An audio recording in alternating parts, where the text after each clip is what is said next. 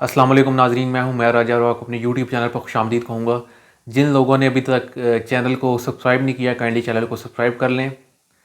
पहला सेमीफाइनल था जी आज न्यूजीलैंड और साउथ अफ्रीका का, और न्यूजीलैंड ने वन साइडेड एक तरह का मैच हुआ, और साउथ अफ्रीका जैसी मजबूत टीम को, जो कि मुझे लग रहा था कि इंडिया के बाद जो सबसे फेवरेट टीम है वो साउथ अफ्रीका की टीम है, और लेकिन न्यूजीलैंड ने आज जिस तरह की क्रिकेट खेली और जिस तरह वन साइडेड मैच रहा, तो बड़ी आउट क्लास किस्म की बैटिंग की न्यूजीलैंड ने, जिस तरह की अटैकिंग क्रिकेट खेली है। इसी तरह की इसी अप्रोच के साथ पाकिस्तानी क्रिकेटर्स को भी जाना चाहिए था। ये अब मॉडर्न क्रिकेट है, अब आप 10 साल पहले वाली क्रिकेट नहीं खेल सकते। तो पाकिस्तानी क्रिकेटर्स को न्यूजीलैंड की आज की बैटिंग देख के कुछ सीखना चाहिए। लेकिन दूसरी तरफ मुझे अफसोस भी है कि एक नॉकआउट मैच, इस तरह कंपेटिटिव क्रिकेट होनी चाहिए थी। अगर बिल्कुल ही वन साइडेड मैच होगा तो सारा जो मज़ा है वो सारा किरकिरा हो जाता है, और वही हुआ आज। अब कल उम्मीद है कि इंडिया और इंग्लैंड का जो मैच है वो कंपेटिटिव क्रिकेट हो। चांसेस तो इंडिया के ही हैं आगे जाने के, और मैं अभी तक अपनी बात पर कायम हूँ कि -3.8 रन रेट के साथ जब साउथ अफ्रीका ने इंडिया को हराया था, उस वक्त सब कह रहे थे कि इंडिया का सफ़र तकरीबन ख़त्म हो चुका है वर्ल्ड कप में। तब भी मैंने कहा था कि इंडिया की टीम आगे जाएगी। तो मैं अभी भी अपनी बात पर कायम हूँ कि इंडिया जो है वो वर्ल्ड कप इजीली जीत जाएगा, मेरा जहाँ तक ख्याल है। हालांकि न्यूजीलैंड ने बड़ी बेहतरीन क्रिकेट खेली है, बॉडी लैंग्वेज भी बड़ी मजबूत थी, लेकिन इंडिया के सामने जब जाएंगे तब पता लगेगा।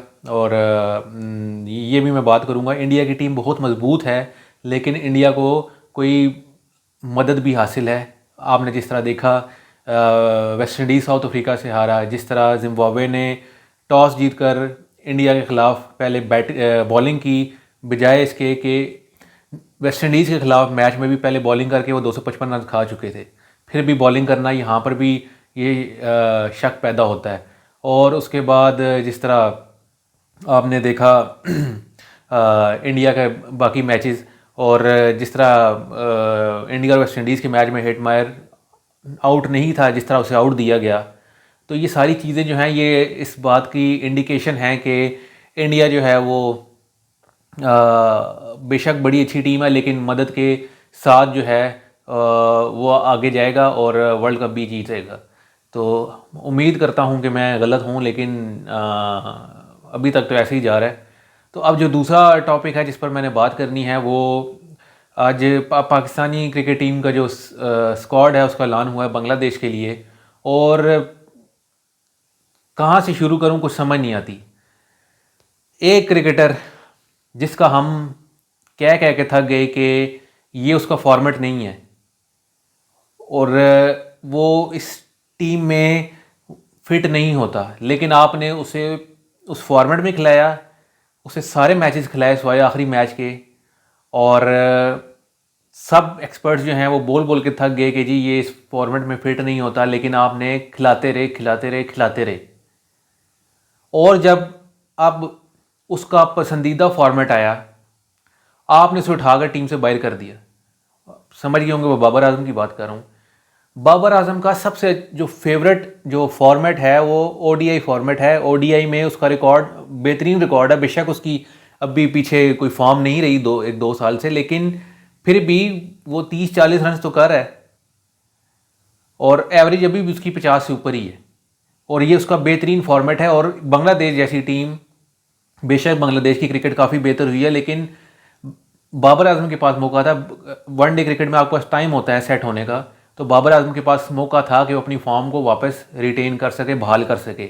लेकिन 21 तोपों की सलामी है जी आकिब जावेद को, कि जिसने बाबर आजम को टीम से बाहर कर दिया, ड्रॉप कर दिया। और दूसरी तरफ वो जो प्रीमियर फास्ट बॉलर जो है हमारा premium fast bowler Shaheen Afridi साहब, जिसे शनाका ने इस तरह बच्चा बना के छक्के मारे थे, वो कैप्टन है जी हमारा। ये हमारा हाल है। और जिसका ससुर कहता है कि जी उसे अभी तक 7 साल 8 साल क्रिकेट खेल के ये समझ नहीं आई कि मैंने बॉलिंग क्या कहाँ करनी है, लाइन और लेंथ क्या रखनी है, उसे हमने कैप्टन बनाकर भेज रहे हैं जी। अच्छा, ये बात होगी। और दूसरी बात जो मैंने कल बात की थी सुफियान मुकीम की, सुफियान मुकीम को शामिल नहीं किया गया। उसके साथ इतनी ज़्यादती हो रही है, एक बंदा परफॉर्म कर करके वो मुसलसल परफॉर्मेंस दे रहा है, लेकिन आपने उसे उठाकर ऐसे इग्नोर कर रहे हैं जैसे वो एग्जिस्ट ही नहीं करता। और उसकी जगह साद मसूद को आपने टीम में रखा है, फैसल अकरम को रखा है। साद मसूद जिसने कोई फर्स्ट क्लास मैच ही नहीं खेला, और 2 मैचेस उसने लिस्ट ए के खेलने, उसमें मेरे ख्याल 1 विकेट है उसकी। और दूसरी तरफ फैसल अकरम जो प्रेसिडेंट कप हो उसमें चौथे नंबर पर लीडिंग विकेट टेकर था, और सुफियान मुकीम जो है वो highest wicket taker. Strike rate उसका सबसे कम 20 का उसका स्ट्राइक रेट, एवरेज उसकी 12 की। 9 मैचेस में उसने 20 विकेटें ली हैं। और आपको क्या चाहिए? क्या कितना बंदा परफॉर्म करेगा जब आप उसे टीम में रखेंगे? ये जब तक आकिब जावेद चिमटा रहेगा ना, पाकिस्तानी क्रिकेट नहीं ठीक हो सकती। आपका बाबर आजम कप्तान था, बाबर आजम को कप्तान हटाकर आपने रिजवान को बना दिया, रिजवान हटा आपने शाहीन अफरीदी को बनाया, शाहीन अफरीदी को निकाल के आपने बाबर आजम को बनाया, बाबर आजम को हटाकर फिर आपने पता नहीं सलमान अली आगा को बना दिया, और पता नहीं सब कुछ चेंज आगे पीछे होता रहा, लेकिन एक बंदा अपनी जगह पर मौजूद रहा और वो था आकिब जावेद। आपने गैरी कर्स्टन को हटा दिया, इतना बेहतरीन कोच जिसे दुनिया मानती है, उसे आपने लगाया। आपकी खुशकिस्मती थी कि उसने पाकिस्तान की ऑफ़र कबूल की और पाकिस्तान क्रिकेट की कोचिंग के लिए वो तैयार हुआ, लेकिन आपने उसे भगा दिया। आपने जेसन गिलिस्पी को भगा दिया, लेकिन एक बंदा जो है वो मौजूद है, वो है आकिब जावेद। फसाद की जड़। और मैं 100% लिख कर देने के लिए तैयार हूँ कि सुफियान मुकीम को टीम में शामिल ना करने पर के लिए जो सबसे बड़ा प्रेशर है वो आकिब जावेद ही है। आकिब जावेद को कोई ख़ास मसला है सुफियान मुकीम के साथ, ये आप नोट कर लें।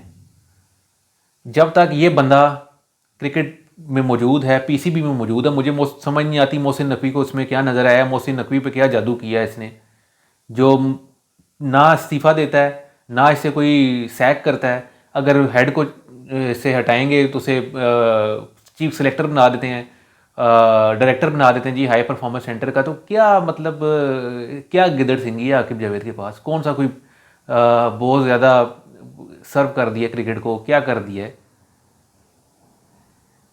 बिल्कुल भी हमारी जो क्रिकेट है, हम पीसीबी है, वो क्लूलेस जा रहा है इस वक्त। कोई सिमत नहीं है, कुछ नहीं पता हमने आगे क्या करना है। और ये मैं आपको लिख के देता हूँ, अगले साल आपका वर्ल्ड कप आ रहा है 2027 में 50 ओवर्स का, उसमें आपका कैप्टन भी उससे पहले चेंज होगा। ये आप अभी से लिख लें। अभी आपकी सीरीज़ आएंगी, वनडे सीरीज़ आएंगी, उसमें आपके सारों के पोल खुल जाएंगे जो टीम गई है। ये जो भी आपने टीम सेलेक्ट की है, इसमें नए यंगस्टर भी आपने शामिल किया। मैं किसी से, मुझे कोई इख्तलाफ नहीं है। मुझे इख्तलाफ ये है कि एक बंदा परफॉर्म कर रहा है और उसे आप टीम में सेलेक्ट नहीं कर रहे। आप क्यों टैलेंट ज़ाया करते हैं? जब फिर कहते हैं जी टैलेंट नहीं आता। टैलेंट कैसे है जो एक बंदा परफॉर्म, अब साहिबजादा फरहान की मिसाल सबके सामने है।